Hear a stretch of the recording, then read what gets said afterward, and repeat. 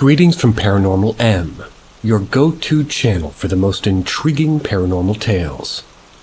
Subscribe and turn on notifications to never miss out on our latest spine-tingling stories.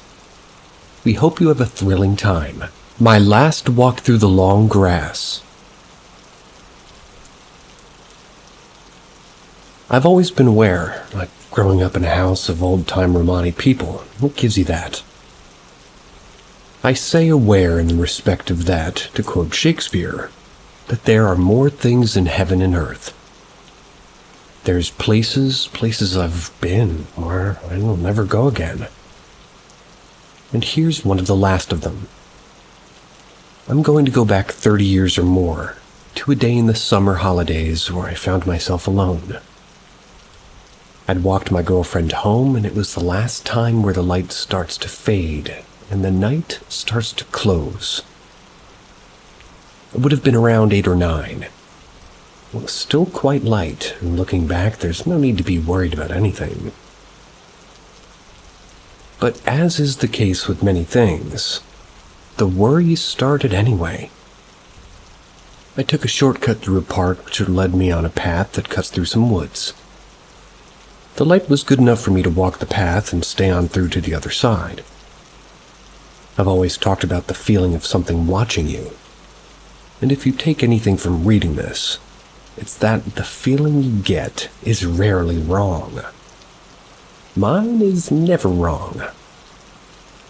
As I walked down that path, it opened up into a small field full of long grass, yellow-colored as the sun.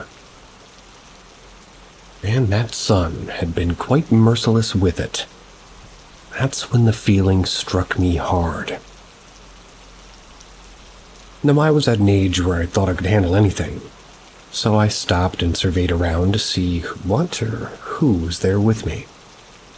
That's when I heard a sharp whistle, the kind where a dog would come running. I look around to see where it had come from. There was no one there. I just started to walk again, thinking the whistle must have maybe just carried over from the park. Then I caught something from the corner of my eye in the grass. A streak of white, just slow enough for me to catch. It whirled on the spot.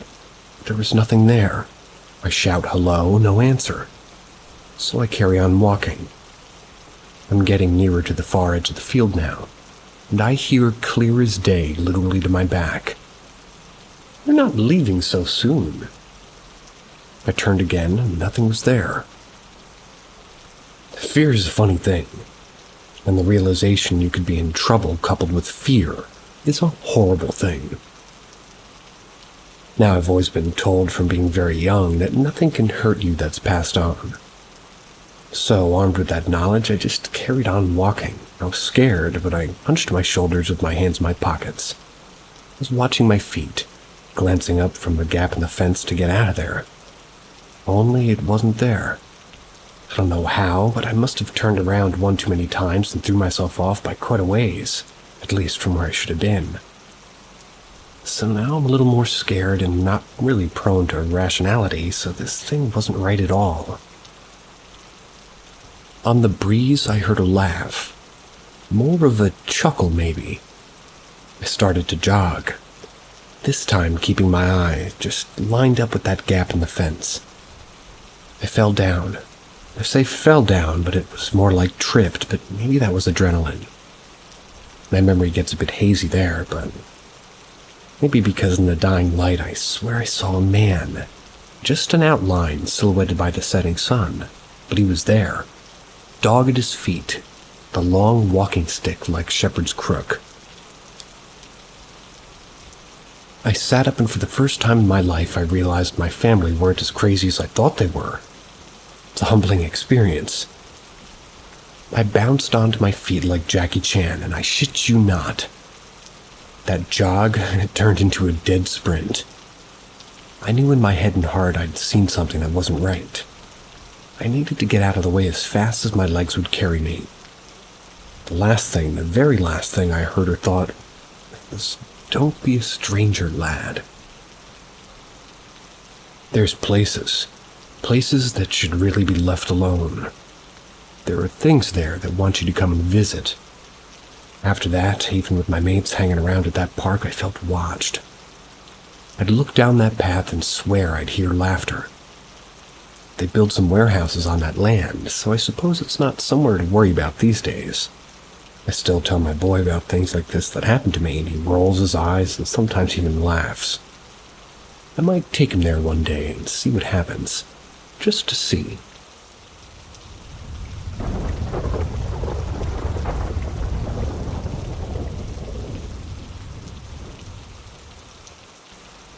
My aunt's talisman twice. Here's something I remembered earlier today. A lot of things I post and write about on here are things that have happened to me, and I write about how I remember it. Some people may think that it's a creative writing project, or that I may be a fantasist, but it's probably just because I'm fairly loquacious and maybe my memory was conjoined with my imagination. Or maybe, perhaps I'm just remembering it how I remember it happening. This one began when I was 9. This part of it was recounted to me by my grandmother. She was as English as they come, yet she married my Romani granddad and put up with his ways throughout his marriage to her. As the story goes, I was out shopping with my grandmother when we ran into one of my aunts. My Aunt Mar, to be exact. So she walked with us for a time, and we walked through the village. We went shop to shop, picking things and buying our groceries. Me being a general pain, as most 9-year-olds can be, we ran into one of my grandmother's friends out with her granddaughter. My grandmother chatted away happily. My Aunt Mar stared at the little girl and then back to me. My grandmother said my Aunt Mar practically hissed the word, "Twice." But it sounded like she was a little incredulous. My aunt then pulled me away and said, "She's no good for you, stay away from her." Not gonna lie, scared me more than a little bit. Fast forward 9 years. I ran into the young woman that little girl became and started courting her, as was often described by my elders at the time. So I started getting serious between us and, it. It was getting to the stage where I was going to meet her parents. I remember walking up to the house that first time. I was nervous as anybody who's ever meeting a girlfriend's parents for the first time until I got right up to the door. This is where the problems begin. My head started hurting and I started shaking. I considered for a second it might be nerves or nausea resulting thereof, but progressively got worse. So I knocked at the door, and as I was worried, I was maybe going to pass out. She answered the door with a smile. Sort of slipped when she saw me. She thought I'd been drinking at first. I looked so bad. She ushered me in and I felt worse. Felt like the gravity in there was way too heavy, like it weighed down on my shoulders so much that it hurt. The air felt cloying, and at one bit I thought I'd pass out. It was at this time I asked if I could sit on the garden as it was sunny and her parents were out there having a drink, so thankfully I managed to get out before my legs gave way. After I sat down and had a drink, and the drink was pressed in my hands, she asked me if I was okay, and after a while I actually was. It was like being in the open air was better as it was away from that house. I spent the evening there in the garden till it was time for me to go. This is time going through the gate and walking away from the house instead of going through it. I got back to my house and I felt much more myself. My nose at some stage had bled, so I put it down to that for the way I felt. I went back the following evening to see her and try again, and this time the feeling came back to me almost the minute I got near the house. I went in and my head felt like my brain was going to leak out of my ears. I again didn't stay too long, ended up home quite early. This entire thing started bothering me. I'd already spoken to grandmother. They had turned to spoken to my Aunt Sib and my Aunt Mar. The next day my Aunt Sib came to my grandmother's and put a small piece of wood with a white cross carved into it on a piece of shoelace. Wear that when you have to go to that house. You'll be fine. Point of fact, I'm not religious, but I loved my aunt, so I put it on and I did. I went back to my girlfriend's house, and for the first time there was no sense of pressure or sickness. The evening went well until right at the end of my girlfriend's dad asking me why I left early the other times. So foolishly, I told them how bad I felt, what my head felt like, and how sick I was. Their entire demeanor sort of shifted. They looked genuinely uncomfortable, and so did my girlfriend. When her parents went to bed, I asked her what was going on, and at first she tried to fob me off and tell me there was nothing. But the sense was there that there was. After a lot of cajoling, she told me. They had to have the house ritually cleansed. Some people felt the way I had gotten these particular bad things from there. Not just once, but twice. The reasons behind I'll write about at a later date, but it was certainly something that gave me reason to be worried about going there without my talisman.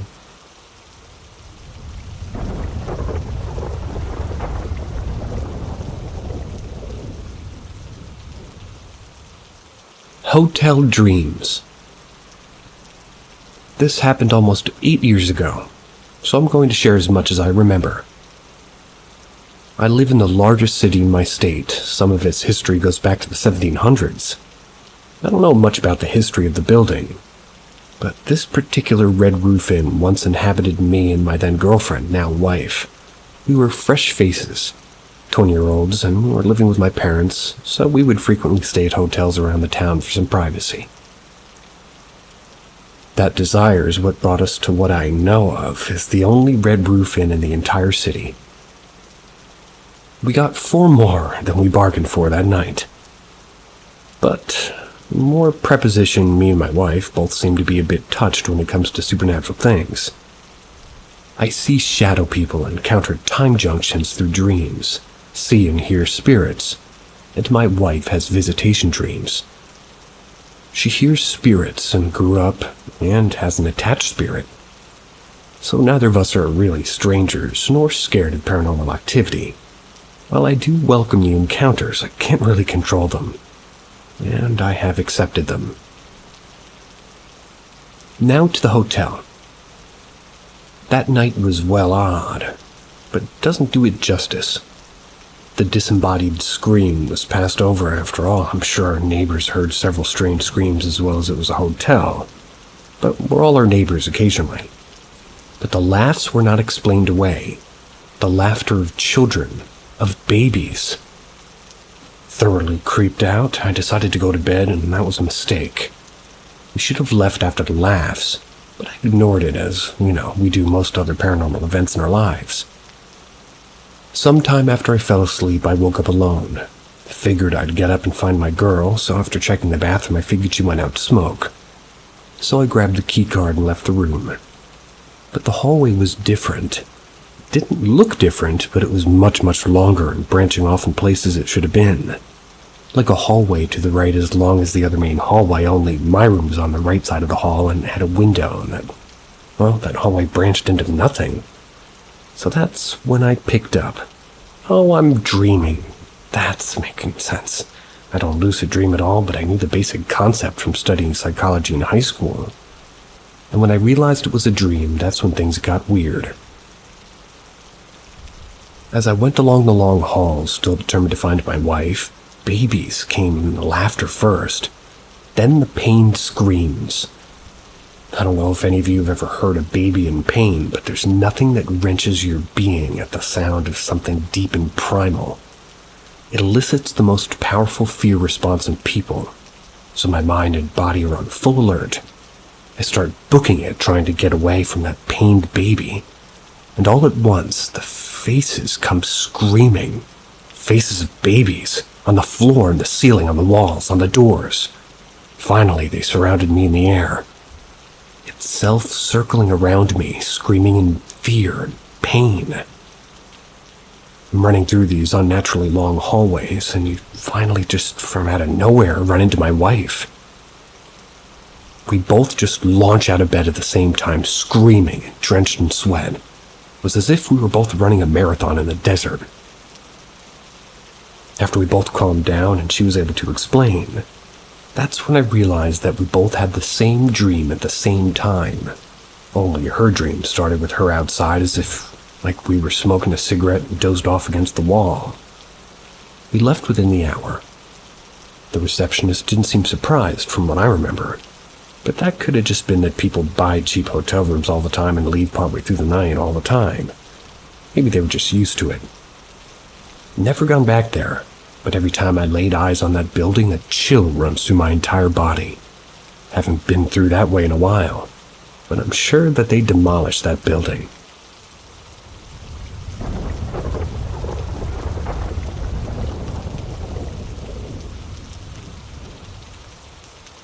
Reincarnation. I remember how my past life died. I'd say it's a dream, but honestly, my dreams come out of Tolkien with their absurdity. So this is a memory, and has been a memory since I was a child. Well, it's just too small to understand. Still had it. I would quote-unquote wake up, and upon opening my eyes, I would see that it's nighttime. I'm surrounded by burnt-out, destroyed buildings, and off in the horizon, it's orange. When I was a kid, I thought it was night and day all at once. As I aged, I learned different. This is what it looks like when an entire city's on fire. I've never been able to really suss out where I am at some small country village. But as I see my comrades begin to run toward that flaming city, they're dressed in a gray uniform. Which I know it doesn't bode well, but that's the color. After a bit of running tracer rounds flying around in the darkness, I pass by this thatched roof cottage, or what's left of it. It has a stone wall. That's when suddenly the ground in front of me explodes. Once, twice, 3 times. Then it hits me. I'll always wake up panting and shaking, unable to fall back asleep. Which isn't like me. Took me years to figure out what was happening at the end. I was too young to know what mortars were. Those are good times.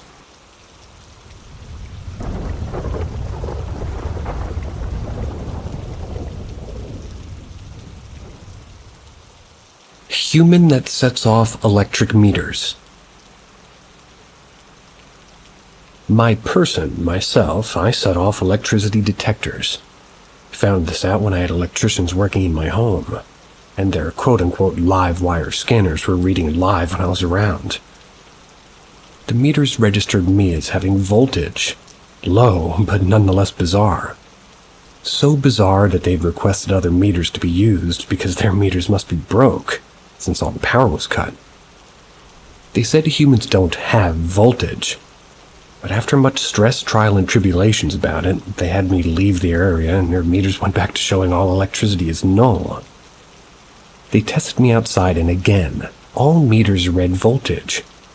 They called the other electricians to ask if, well, it could be me.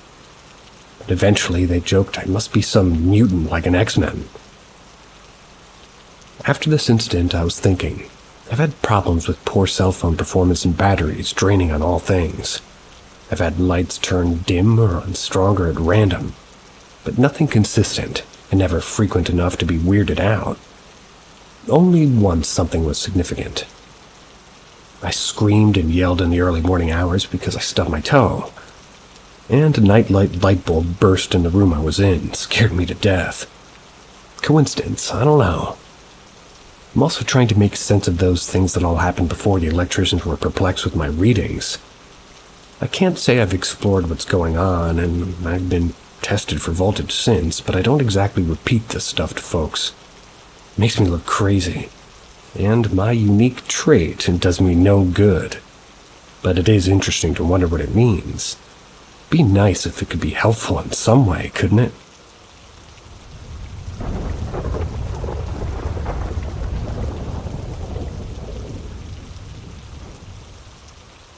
Paranormal Time Portal. I was born in Amherst, Ohio, April 7th, 1984. When I lived in Lorain, Ohio in the late 80s, I lived in this 2-story house. It was old. There's just some things in that house that always left me puzzled and in total mystery. 40 now. I've talked about my experiences with other people, but all I get back is snickering, made fun of, or laughed at. Those thought of, I guess, as just being unbelievable. I've talked about this part of my life the same way. Nothing changes in my story. Behind our house, my mother and father created this huge, beautiful garden. There is a reason why I've mentioned this garden, because it does play a key component in this story. I only hope I walk away from this with closure. I've spent my entire life looking for answers to only end up in the same old dead end. Here we go.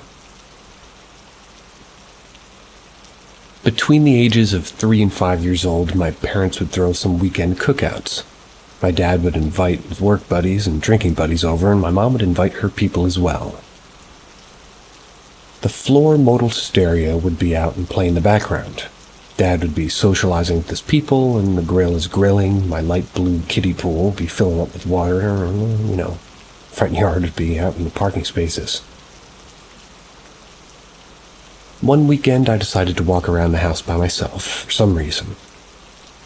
I didn't really have a reason, just to walk, and I found myself in the front yard alone. I decided to continue journeying around my house into a full, complete circle. When I was done, I came to a shocking discovery. Everything and everyone was gone. The pool, the stereo, the people, the cars, even the garden was gone. What was a garden was nothing but a bed of grass. But here's the thing, I can still hear everybody. Yeah, I was awake, I wasn't dreaming, I wasn't just seeing things. In my dreams, when talking about dreams, you only know about 5% of the dream and it's all over. I remember everything, the way I experienced to the readers. It's like the way I've explained it for almost 40 years. Ever since that time, finding that what seemed like a portal, I kept doing it. It was the same result every single time. Everything would be gone. Sometimes I often wonder what would have happened to me if I just kept walking circles around the house without stopping. What if I'd happened to become a missing persons case or someone erased from memory altogether? I've recently went back to that house in Ohio since moving away in the late 80s. I was excited to show my wife and kids the first house that I lived in. And I was also excited for the thought of actually getting answers and putting to bed about this mystery. But when approaching the house, we arrived to find an empty lot. I feel sad, pissed, and beyond disappointed. All that I have are what seems to be made-up stories that still live in this mystery. Well, that's just one of my paranormal stories. I really hope somebody would have something similar, or an answer or thoughts. All are welcome.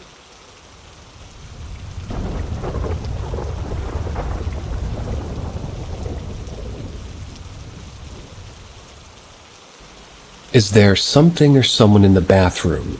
Or am I imagining it? At my work in one of my women's bathrooms, there's a large mirror on the wall at the end of the row of stalls. There's no other exits down that way. It's just an area with stalls on both walls, no other doors or closets. The first time I saw her, I was wearing a tan shirt. Thought it was a brief reflection of me. However, I'm convinced that it's not me. I will frequently, and only when I'm alone, see a woman in white, shown briefly like she's passing in front of the mirror. She has dark hair, sometimes she's closer, sometimes she's farther away, it's only a glimpse. Can't tell her age or anything else. Today all the stall doors were closed, at least not hanging to the aisle. I absolutely saw her. It wasn't a reflection off the doors or of me wearing because I'm all black today. The building is very old, built in Baltimore Inner Harbor in 1910 or so. It's obviously been remodeled several times. It should be noted that there's another bathroom on another floor that's set up exactly the same.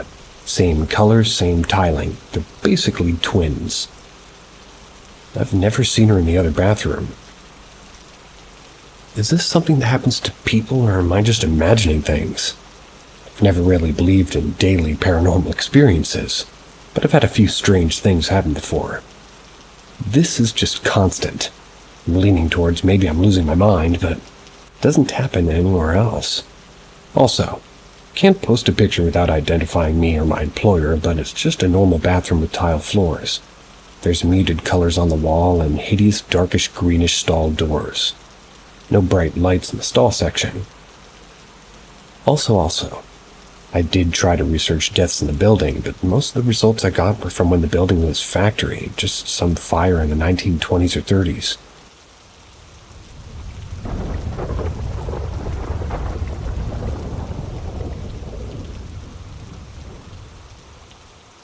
My sister and I had the same reoccurring nightmare as kids. Growing up, I had a huge fear of the light in my room burning out. It's because of this reoccurring nightmare that I had. It always took place in the early afternoon with overcast weather, and I was always home alone, even though I was quite young. I'd always leave my room to go get something to eat from the kitchen, and then I'd start hearing loud thumping throughout the house. In my dream, I always felt like that meant something was coming. I'd usually hide under the kitchen island and try to watch my room from down the hall as the thumps continued. My light would always be flickering.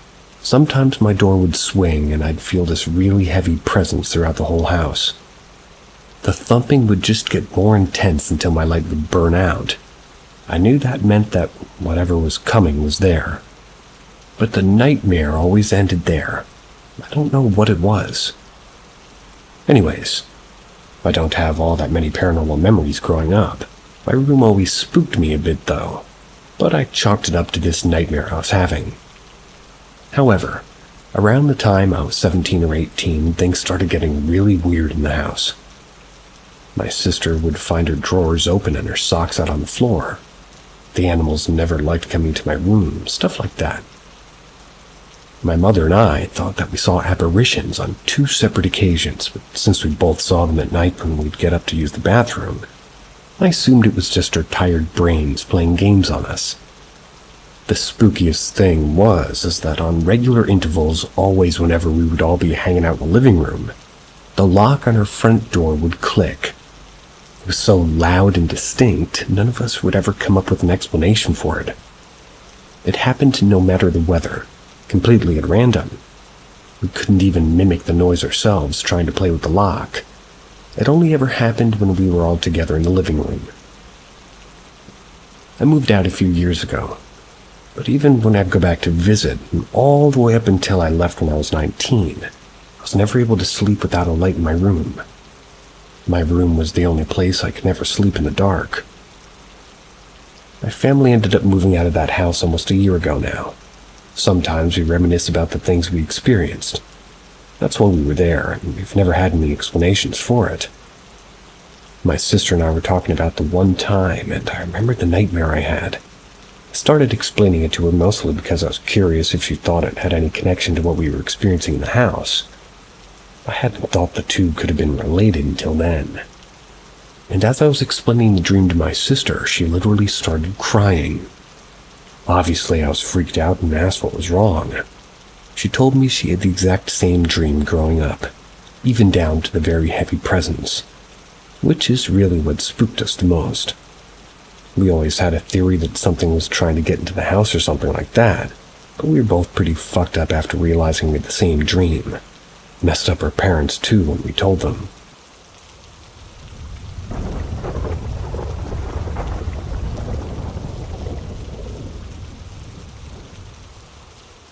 How did I hear that? A few days ago, I stayed with my boyfriend at his grandma's house. At around 11 or 12 at night, we decided to watch Annabelle. Since his grandma's house has a single bedroom, we were staying in the living room, watched the movie on his laptop. We connected a speaker and started watching. Halfway through the movie, we started falling asleep, so we decided to shut everything off and disconnect it so we could sleep. Next thing I know is I was being woken up by the sound of an organ and a speaker making an interference noise. Thought it was my imagination, so I tried to brush it off and go back to sleep. But every few minutes the same noises would go off. Tried waking my boyfriend up by shaking him, but he was too deep into sleep. After an hour or so of just me trying to just wake up and then go back to sleep, my boyfriend's mom comes out of the room and starts shutting all the windows and doors. She goes back in the room and shortly after comes out again and wakes up my boyfriend. While she's doing that, I hear the same organ and speaker that I referenced like last time, but I get confused at the lack of reaction. He gets up as Mom signals for him to go to the window. They stand there for a few minutes, and then he comes up to me and just asks what's going on, and he says that his mom was hearing really heavy chains being dragged outside. By this time, it was only 5 in the morning. I decided to ask them about the organ and the speaker noise, and they looked at me confused, told me that they didn't hear any of that. My boyfriend even showed me that the keyboard was disconnected and the speaker had run out of battery. I just stood there confused, trying to figure out why I was the only one that heard that. Stayed there a few more minutes and slowly started to fall asleep again. And right before I fell completely asleep, I heard a woman's voice saying, "Stop, don't do that."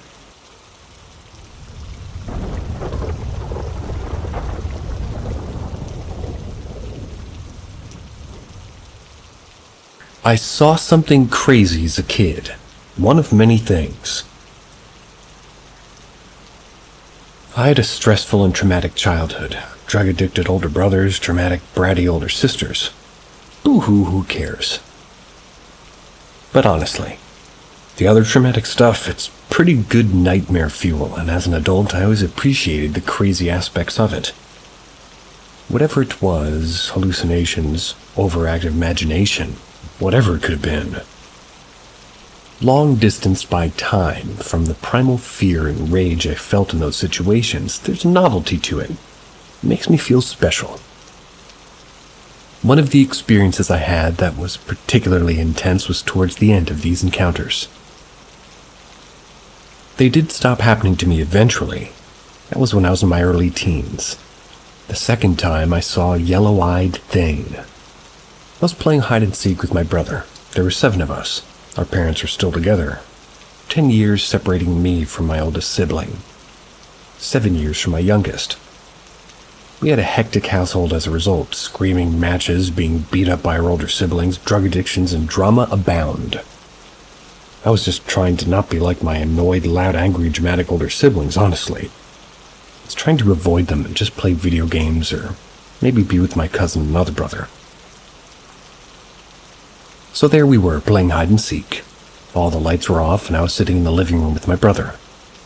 We decided to up the ante, as we were the only ones at home. I forget why the other stuff kind of blocks the little details out, but it was dark out, and that I remember pretty clearly. I told him to go outside, and I'll find him in our neighborhood somewhere. I started counting. I started flicking off, and on my flashlight, I was just doing this along to the count. Like I was the girl in Freddy Krueger. 1, 2, scary cadence. I turned the flashlight toward the hallway wall. It had wood panels with thick knots on them. One of the knots started to swirl and unravel at the center, and I froze. This thing felt like it was a bubble that made its own rules of reality around it. Out emerged was yellow eyes first. Then an elongated face with saurian nostrils and mouth. Then a dilapidated humanoid form behind it, hunched and scrawny like a Holocaust survivor. It started to move towards me, though I didn't really see it move. Like arms and legs, none of that was registering. Just the black pit in the center of its yellow eyes was getting closer. Breathlessly, I was stunned. I stood there. But this wasn't my first rodeo. I broke free, ran down the street screaming bloody murder.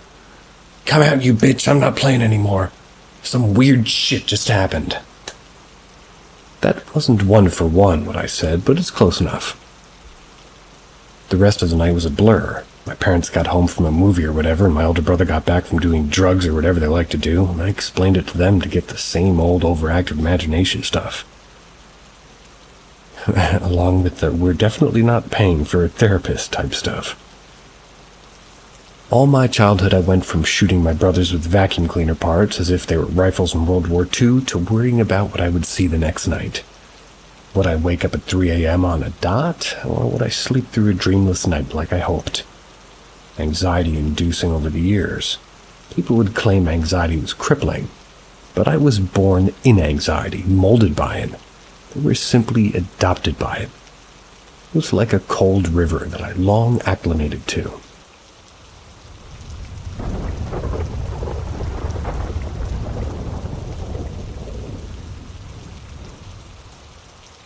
Story.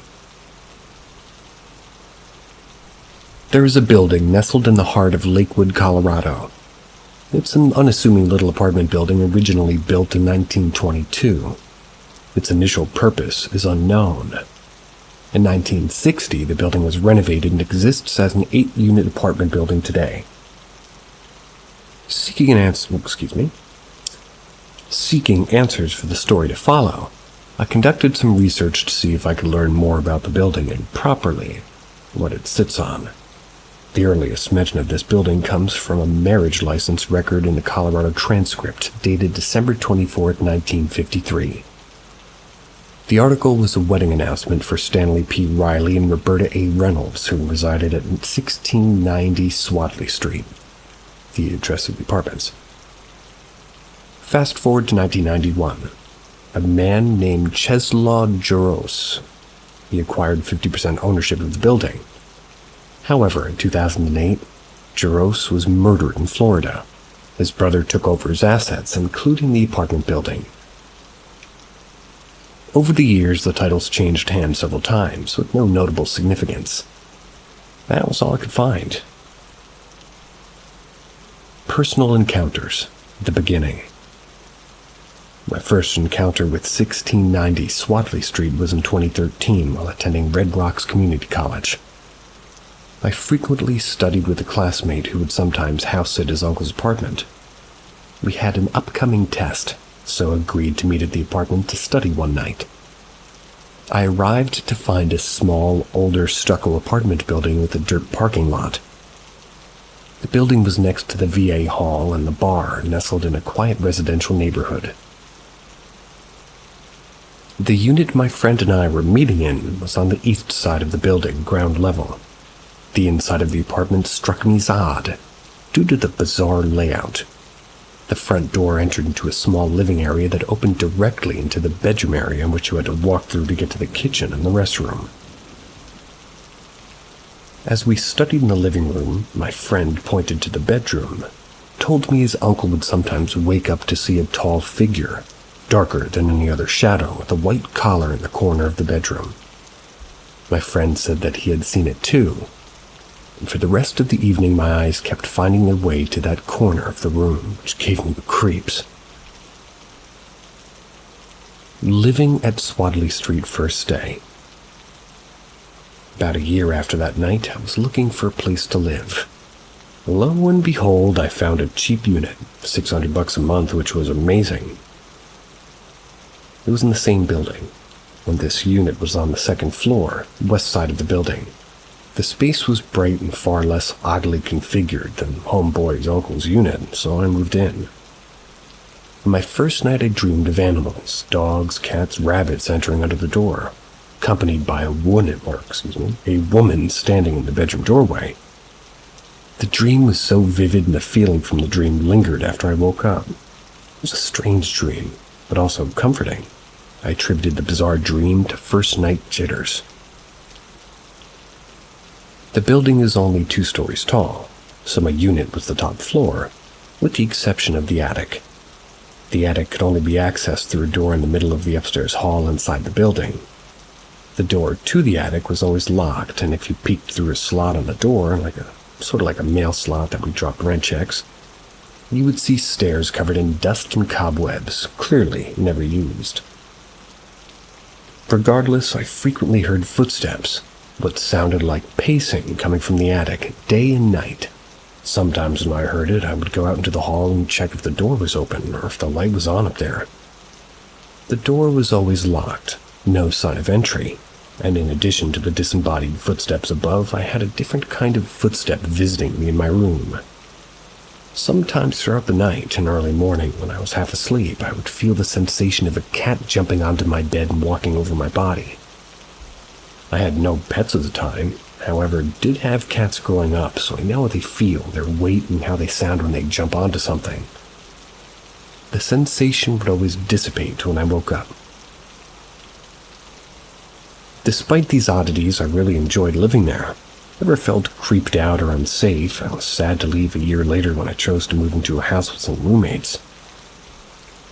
Return to Swadley Street, second stay. 5 years later, tired of roommates, I was once again looking for a place to live. My volume cut out.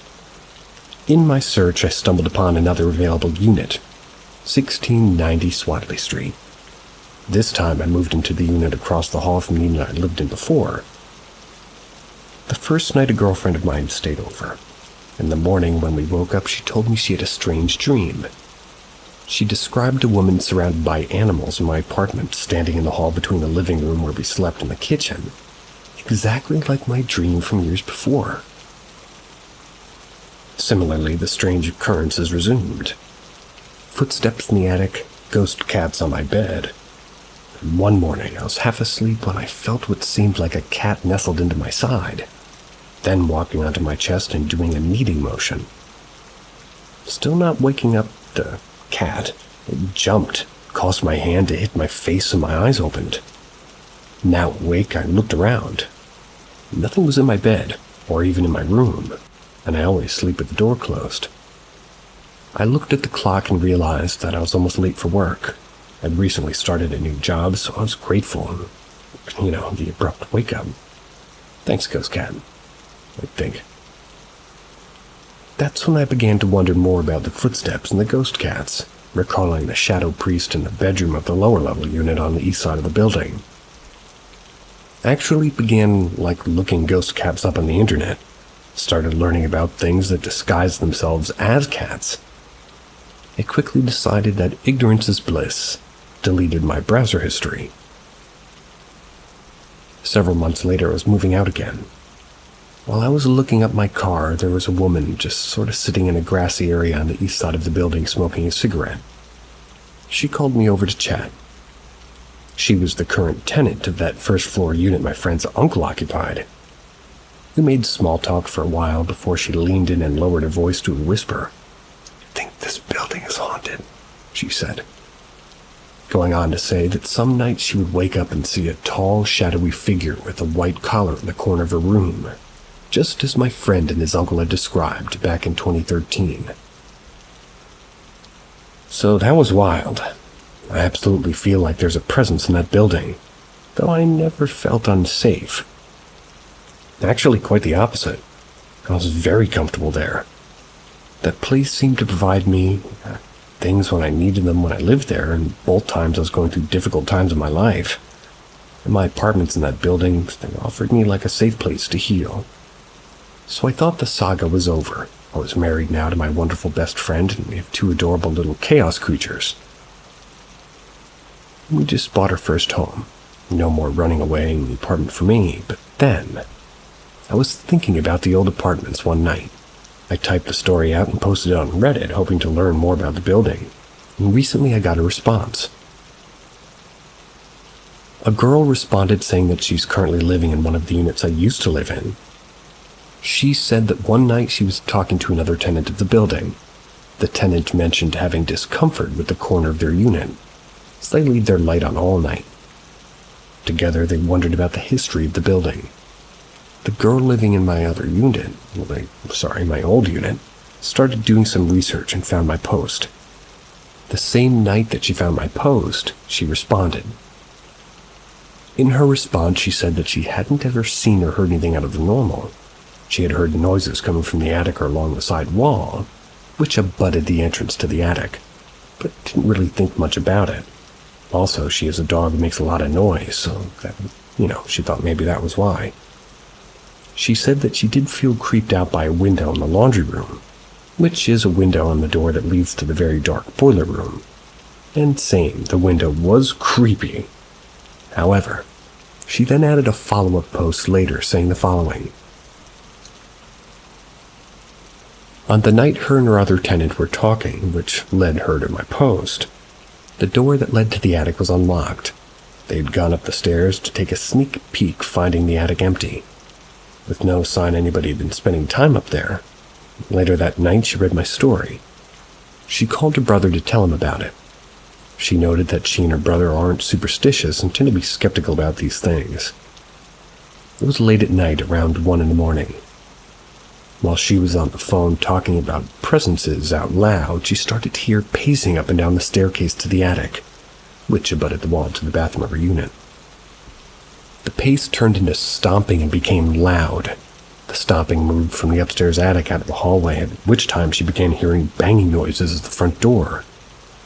Not necessarily knocking, but banging like somebody trying to get in. Remember, she has a dog. She said her dog is the kind of buddy that barks at every noise, even a loud knock on a TV show. Her dog wasn't barking at these noises. She said he was sitting before the front door watching, tilting his head back and forth, following the noises in confusion. The next day, she sent my post to other tenants of the building. One said that they had seen the tall shadow with the white collar before. And then, hold on to your heinies. The other neighbor who had a friend over when she showed him the post went white while reading it. They had the same dream my friend and I had about the woman with the animals. The friend who was with them also got freaked out because apparently the two friends had talked about the same dream months before when they originally had it. The girl who responded to my post was super freaked out by all this and invited a friend to stay with her the following night. I guess the stomping and banging happened again. They were scared to the point that she broke out a Bible and started reading out loud, which worked apparently. The noises stopped, and nothing scary has happened since. All of that to say, my experience living there was light and lovely. Though I have no doubt that there are multiple presences there. I never talked a lot about my strangest experiences while I was actively living there. I was generally unfazed by the odd happenings as they were happening, but it all felt familiar at the time, noting them only passively. But I do think of that place from time to time now. I wonder who or what the presences are. Was I being visited by ghost cats or something else? Has anyone else shared a similar ghost cat sensation? Is there enough space in that small building for an equal amount of dark to all the light I felt?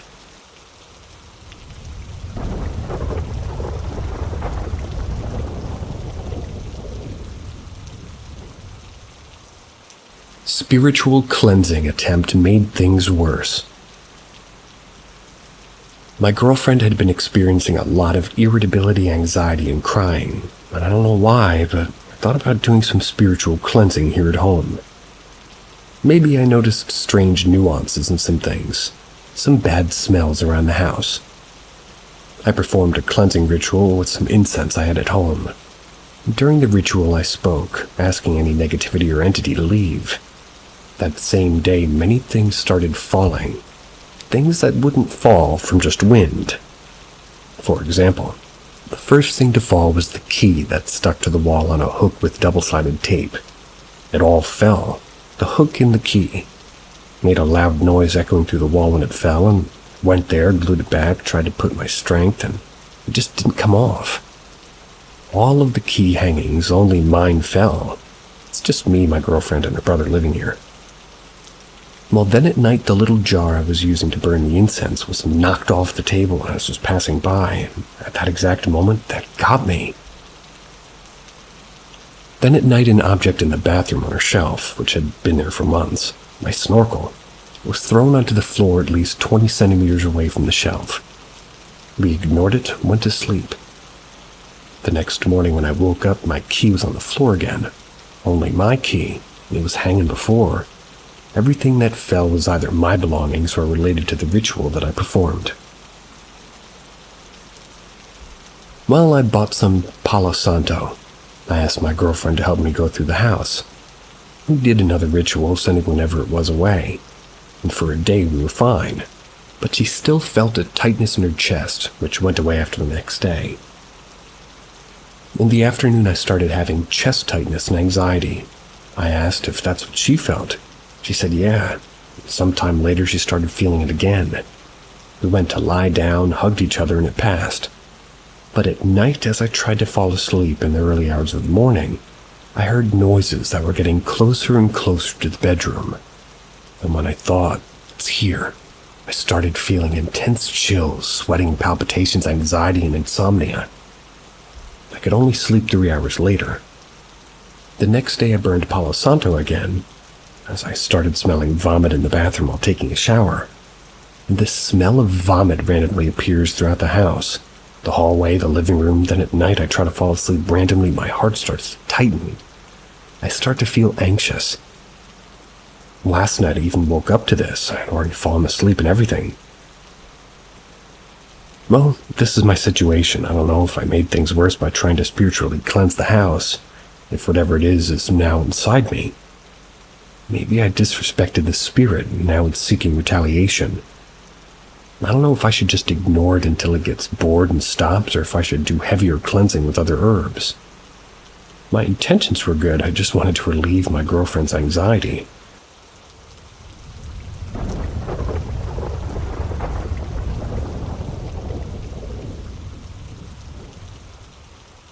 Advice to clean up a haunted house. One of my friends recently purchased a home. Since he bought it, he stripped everything out and realized somebody died in it. I plan on moving into the condition that I help him finish the home, but I get the heebie-jeebies every time I'm in there. From what he's told me, the lady must have died in her bedroom. The mirror that was in there when she died is still there. He has it propped up on the wall. He found a knitted doll tied to a string and hanging from the wall. I guess she must have knitted it. He uses it as his angel on his Christmas tree. Anytime you walk into the room, it feels like you just walked in on somebody sleeping and they wake up and stare at you. Very heavy air. It's not really mean in any way, just weird to feel her house with you. Hairs stand on end and drafts are felt. He said also sometimes he hears his name get called. My concern is that she's stuck in limbo. I'm of the Orthodox Christian faith, and I've been praying for her soul. My other worry is that the mirror has her stuck in there and that something else could come out of it. Let me know what you think is the best course of action. I'll go with getting the home blessed, getting rid of the mirror and the doll.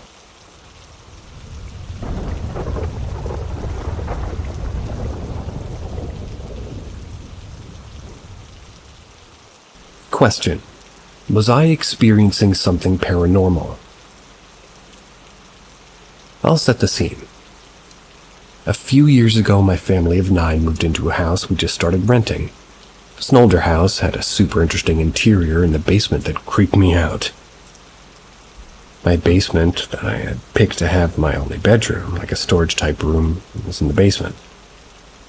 The basement of this house had no bathroom. I had a giant living room adjacent to my bedroom so I could see if lights were turned on through the crack under my door. A few weeks later, my family decided to put a projector in said basement living room to watch movies. That's when I started having experiences.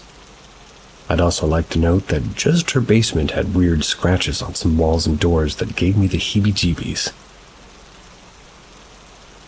I've always been a night owl. Would consistently stay up in the night to watch TV in my bedroom and sit on my phone, as any high schooler would. One night I thought that I heard the projector turn on. I didn't think too much of it since I had 6 other siblings that could be watching something, but it was pretty late and I didn't hear anybody come down the steps, so I was curious.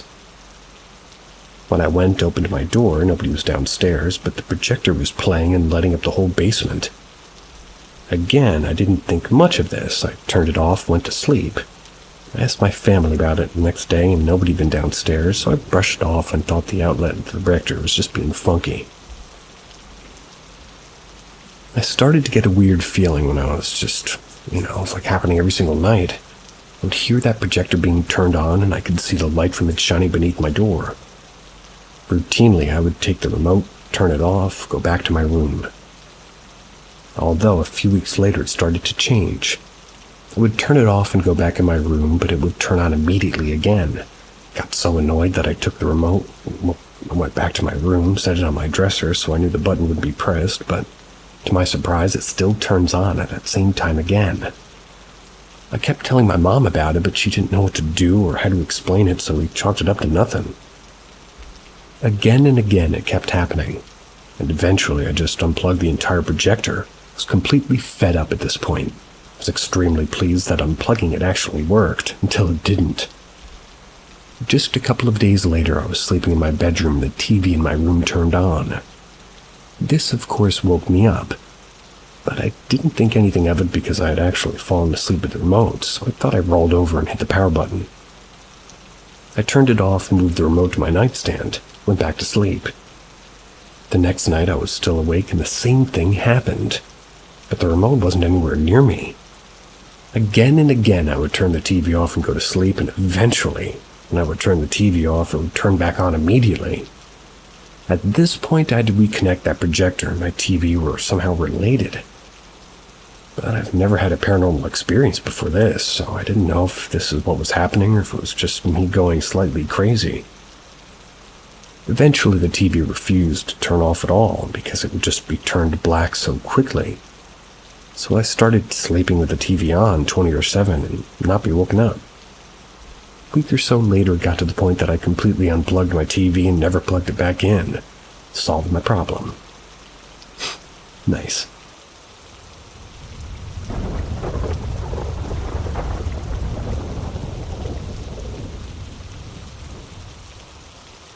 Experience with World War II ghost. I'm a military historian with certain love for naval history. About a year ago, I was on vacation with my family in Wisconsin. We went to the Wisconsin Maritime Museum in Manitowoc. As a part of this particular museum, they had a World War II-era submarine by the name of USS Cobia, which you were able to board and do a self-guided tour on once you paid the museum admission fee. I'm also highly interested in the paranormal and activity. I seek out haunted locations. However, in this particular instance, I had no idea the sub was haunted until after the fact. According to online accounts, it's haunted by a sailor named Ralph Clark Huston, who was killed in a firefight with the Japanese whilst manning the submarine's deck guns.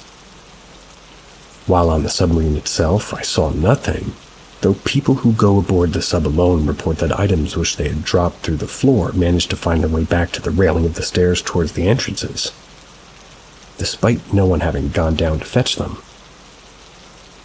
There are also reported cold spots and footsteps, but I saw none of that. The experience I had happened when my family and I went back to our timeshare. Back at the resort, my mom was out of the building or just doing laundry, and my dad was in the shower on the other side of her suite. I was in my room alone, reading and meditating. I then got up to use the bathroom, but touched nothing in my room on the way to the bathroom. Well, after I finished up in there, I started to hear static noise coming from down the hall. The static grew louder and louder as I walked down the hall back to my bedroom. At that moment, when I came into the room, I discovered that the radio on my alarm clock had been turned on, and that someone or something switched on the lamp near my bed, which you have to turn on by turning the knob underneath the lampshade. I repeated once again, I didn't touch any of these items and my parents were nowhere near my room. Fast forward to a few months later, I was watching a video from wartime stories about haunted submarines. I typed my story out in the comments. I got a reply from somebody stating that perhaps the ghost of this sailor knew or felt that I was a historian, wanted to reach out to me to tell a story, as well as to pray for him. He also mentioned that after you pray for the soul of a ghost who's reached out, they typically have a way of sending signs to say thank you. I then prayed. I asked for the intercession of Saint Michael in order to guide the soul of the sailor to heaven. The next day I was out kayaking, and while in the bay I came across a boat with a very interesting name, Cobia. That, I feel, was my sign.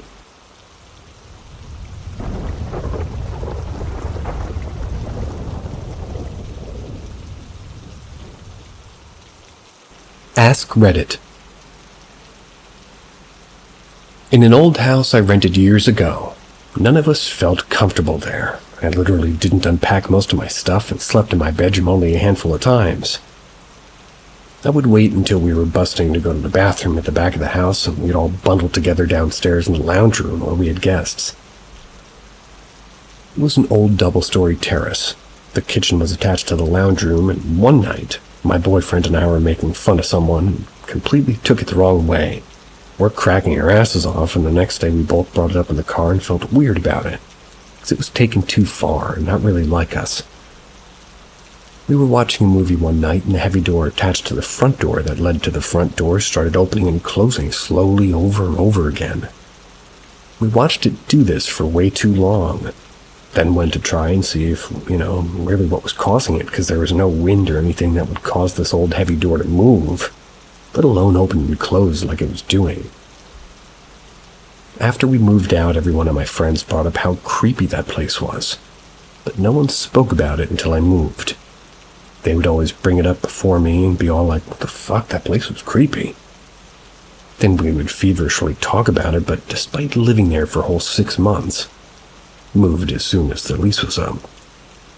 And working with some of these people and having heaps of opportunities outside the house to talk about it, no one did until we moved. Also, there was a girl found dead in the Volkswagen in the parking lot to the parking lot in the front of the house.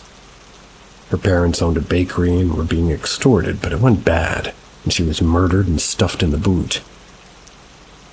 Stuffed in the boot? I'm not British, but does that mean the trunk? I don't think it had anything to do with what was going on in that house, though. That was something else. Just felt wrong all the time.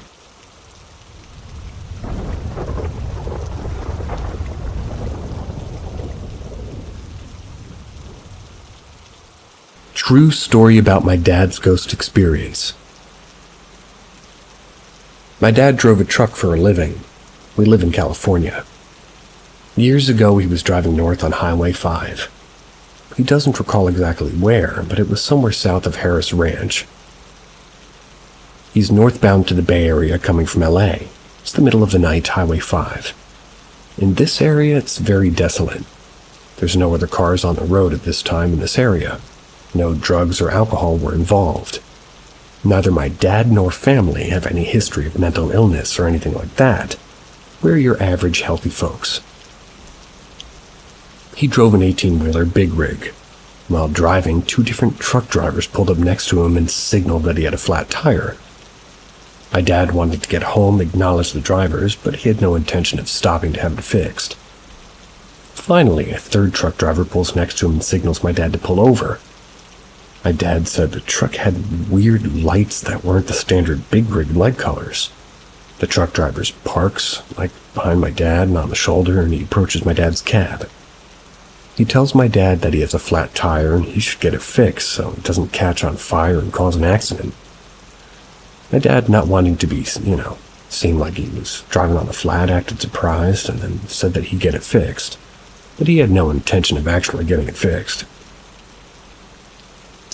The guy walks back to his big rig, which is parked behind my dad's, and my dad decides he'll let the guy leave, so he doesn't follow my dad to the tire station, since my dad doesn't plan on going there. My dad's waiting for the guy to pull out, but he doesn't. My dad gets out of his truck to tell him to pull ahead, and when he steps out, the guy's truck is just gone, disappeared. I asked my dad every critical question you could imagine here. There's no one else on the road. There's no way a guy could have driven away without my dad seeing. This freaked my dad out. So he pulled off at the next stop, found a gas station that could plug his tire. He told the guy fixing the tire this story. The guy said report it to Highway Patrol because he's heard a few other people who've reported the exact same story. My dad recently reached out to some people that we know from CHP in North Cal. They hadn't heard of it, but since it happened around Central California, yesterday reached out to some friends to see if they'd ever heard of it. I can assure everybody that my dad's not lying, and not on drugs. There's no deception in the story. My dad's an extremely honest, humble person. It's one of those stories that I'd hear periodically when I was younger, and I started thinking about it recently, after a recent death in the family.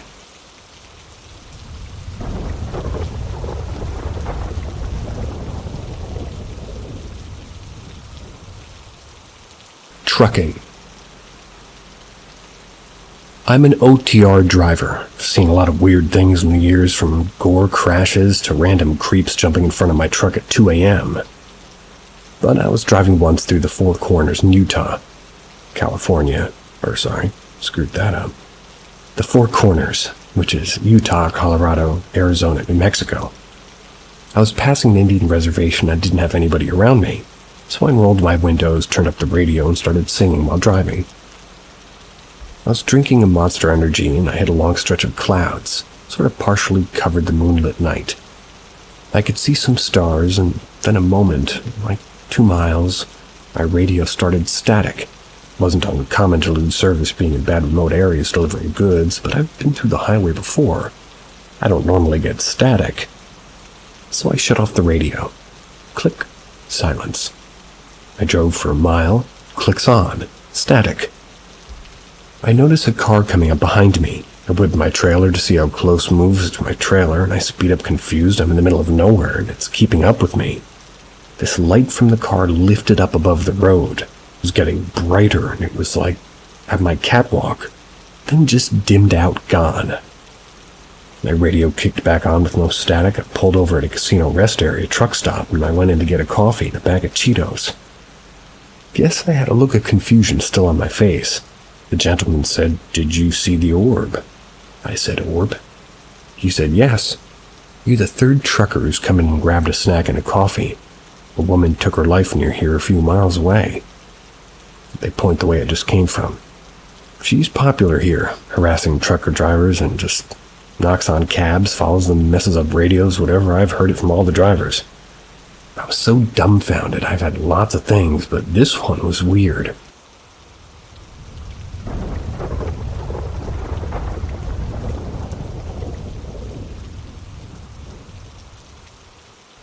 The house I grew up in was haunted, and here are some of my stories. I recently watched a video on YouTube that reminded me of things that happened to me as a kid. It's something that I think about pretty often, trying to think of anything that could possibly explain what I saw and experienced. I was just a kid, like 6 or so. That's when I had my first experience with something unexplainable. I was cleaning up my room, and I had a lot of toys laying around, and I remember I had a pair of plastic handcuffs that were laying on the ground. I was walking toward them to pick them up, and all of a sudden they sort of just jumped at me. Like somebody had picked up one of the cuffs and kind of tossed them a little bit. Almost like a frog would jump. It was extremely bizarre, and I still can't remember it. Or rather, can remember it, because I had no idea how it happened. Nothing else was touching it, nothing. I still think about that a lot. This next story, I was maybe a few years older. Our house had an unfinished basement, and all that was there really was like 2x4 walls with no sheetrock, so you could just walk in between rooms if you wanted. And as soon as you got to the bottom of our stairs, there was a hallway to the right that walked down to the room where we had a TV set up. We would play our PlayStation on it all the time. It was pretty late in the evening, and the only one light was from the TV that we were using. We had the TV set up so when you looked to your right, you could see down the hall that leads to the stairs. At some point, I looked down over the hall, which was pitch black, and I thought I saw the silhouette of my twin brother. I said, "Hey, so-and-so, you can turn on the light?" Because the switch was right there at the entrance of the hall, but he didn't say anything. So I asked him again, "Hey, can you turn on the lights?" Then I saw this silhouette move from the entrance of the hallway to the room behind where the TV was. As it moved, though, it was getting bigger, like the size of an adult. Then it proceeded to move behind the TV, then just sink behind it and vanish. Freaked out, as did my older brother. We booked it upstairs to find my twin brother with my mom. Some years later, we had a PC set up down there as well. I remember one night my brother running upstairs to find me, asking if I was just down there, because while he was on the computer, he heard something breathing behind him. I can't say how true it is, because it really wasn't my experience, but I believe he probably did hear something.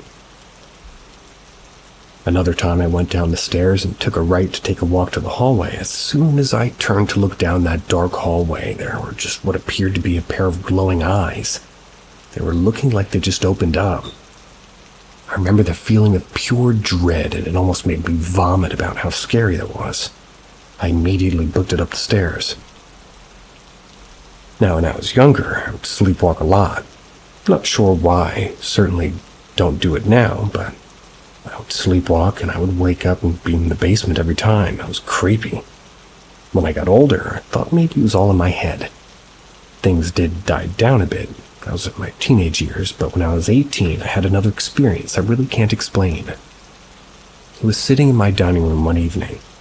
I was by myself, just on the family computer that we had set up there. It was near the stairwell that led to the basement. That's when all of a sudden I started hearing voices. Voices that sounded like they were coming from the basement. I really had to question myself if it was really all in my head. Am I hearing this right? So I got closer to the stairwell and I was certain it was coming from down there. Went down for about a minute or an hour before it stopped. Couldn't make out any words, just sounded like somebody was whispering things that I couldn't make out. It was very weird. We moved out shortly after that. I've never experienced anything paranormal since. I'm 100% convinced my childhood home was haunted. And I'm 100% convinced that I'll see you later.